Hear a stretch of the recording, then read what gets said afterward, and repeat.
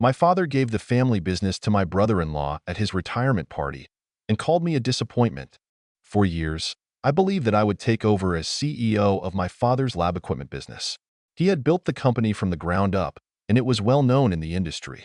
My father had promised me this role for nearly 7 years, grooming me to eventually step into his shoes. I had been working in the company since I graduated from college, dedicating all my time and energy to learning the ins and outs of the business. While it was challenging, I was passionate about the work, and I was proud to think that one day, I would lead the company my father had created. Then, at my father's retirement party, a party I had painstakingly organized to honor his legacy, he made an announcement that shattered my expectations. In front of all our family, friends, and business associates, he declared that my brother-in-law, Zach, would be the new CEO. I was completely blindsided. Not once had my father mentioned that he was considering Zach for the role, let alone made a decision. I stood there in stunned silence, trying to process what I had just heard while everyone else applauded. The shock quickly turned to anger and confusion. Zach? He had only joined the company a year ago, and his background was in marketing, not in the technical or managerial side of the business.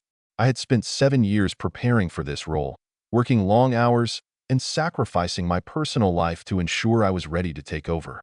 I had believed, without a doubt, that I was next in line. How could my father make this decision without even discussing it with me? After the party, I confronted my father, demanding an explanation. His response was even more hurtful than the announcement itself. He looked me in the eyes and said, "Zach is more of a son to me than you ever were." Those words cut deep. My father went on to explain that he believed I was mentally weak and therefore unfit to be a leader. He was referring to the fact that I had been diagnosed with general anxiety disorder a few years earlier. Despite the fact that I had been managing my anxiety well with therapy and medication, my father seemed to think that it made me incapable of handling the pressures of being a CEO. I couldn't believe what I was hearing. I had never let my anxiety interfere with my work, and I had never shown any signs of being unable to handle responsibility. Yet, my father had decided that this part of me, something I had no control over, disqualified me from the role I had worked so hard for. The feeling of betrayal was overwhelming. This was the man who had always told me that hard work and dedication would pay off, that I was capable of achieving anything I set my mind to. Now, he was telling me that none of that mattered because he saw me as a disappointment. I left the party that night feeling utterly defeated. The next morning, I submitted my resignation. I couldn't stay at a company where I was so blatantly undervalued, where my own father saw me as weak and unworthy. Over the following weeks, I distanced myself from my family. I stopped speaking to my father entirely, and my relationship with my sister also deteriorated. She had always been close to Zach and supported my father's decision, which only deepened the rift between us. The only family member I kept in touch with was my mother. She tried to remain neutral, but it was clear that she was also disappointed in me for not reconciling with my father. She frequently urged me to make peace with him, but I had no interest in doing so. I was too hurt, too angry. For the next 2 years, I focused on building a new life for myself.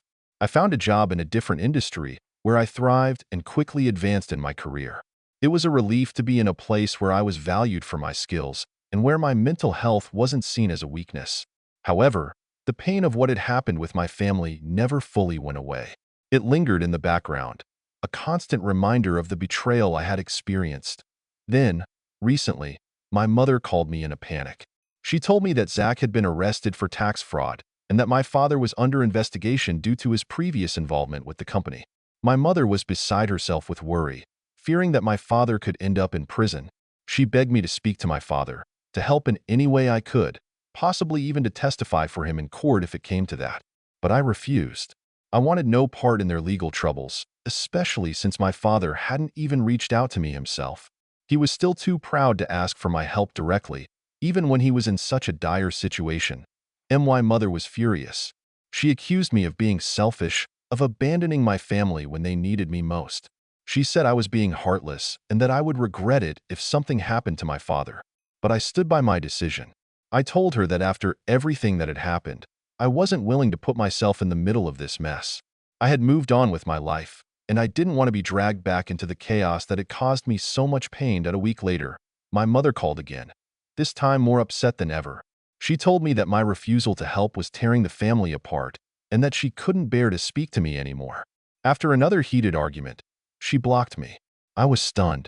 My mother, the only family member I had been in contact with for the past 2 years, had cut me off. I tried to rationalize that I had done nothing wrong, that I was just protecting myself, but the guilt was overwhelming. I felt like I had lost the last connection to my family, and even though I knew I was standing up for myself, it didn't make the situation any easier. Not long after, my sister showed up at my door, clearly distressed. She pleaded with me to help Zach, to use whatever connections I had to bail him out. She knew that one of my bosses was married to a federal judge, and she assumed that I could pull some strings to get Zach out of trouble. I was furious that she would even suggest such a thing. I explained to her that I didn't have the connections she thought I did, and even if I did, I would never compromise my morals or my career for someone who had treated me so poorly. My sister accused me of holding a grudge, of being selfish and vindictive.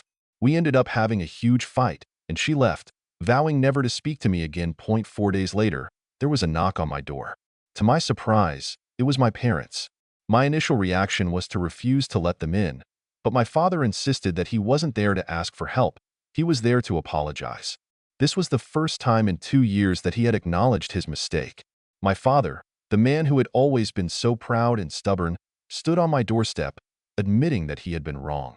He explained that he had been raised to believe that mental health issues were a sign of weakness, and when he learned about my anxiety, he thought I wasn't up to the task of leading the company. But over the past 2 years, he had started to educate himself about anxiety and realized that he might have been wrong.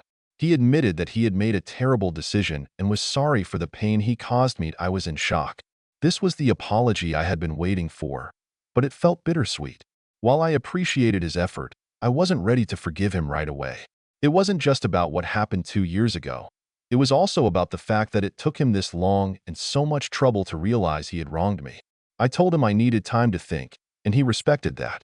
My mother also apologized for her behavior, saying that she had acted too quickly and harshly. She assured me that they were ready to wait for me to come around and forgive them, but they understood if I chose not to. Now, I'm left with a lot to process. On one hand, I'm relieved that my father finally acknowledged his mistake. On the other hand, I'm not sure if I can fully forgive him or if I even want to rebuild my relationship with him and the rest of my family. The pain they caused me runs deep, and it's not something that can be easily forgotten. For now, I'm trying to take things one step at a time and figure out where to go from here. The future feels uncertain, but I'm determined to prioritize my own well-being, no matter what happens.